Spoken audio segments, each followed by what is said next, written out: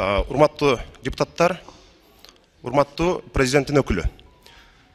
26 ноябрь күнү кечинде Альянс фракциясынын 2 депутаты Айдарбеков Чыңгыз жана Жамгырчиев Эмил Кыргызстандан Казакстанга өтүп аткан жерден биздин депутатыбыз Жамгырчиев Эмилди мыйзам бузуу менен, конституцияны бузуу менен күч органдары кармап, аны Бишкек шаарына жеткизген. Анын чет өлкөгө чыгууга болгон укугу бузулду.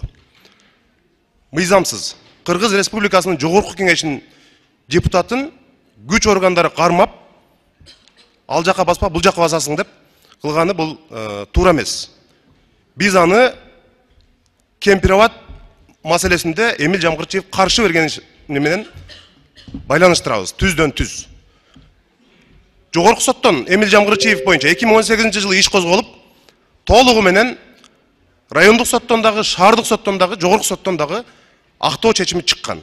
Бирок ошого карабастан азыркы күндө ишти кайра жандантуу аракети болуп жатат.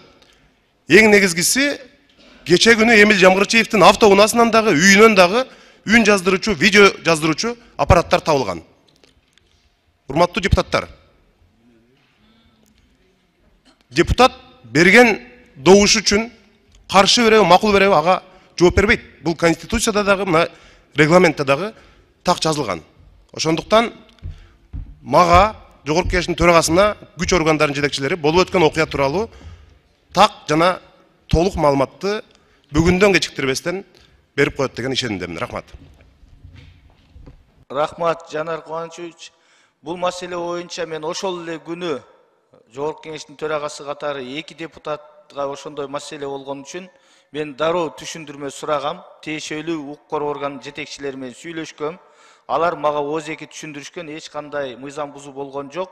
Болгону биз баягы кылмыш иштери бар. Ошонун негизинде мындай сурадык, эч кандай кармоо башка болгон жок. Мыйзамды биз дагы сактайбыз деп айтышкан. Анын баары көзөмөлдө.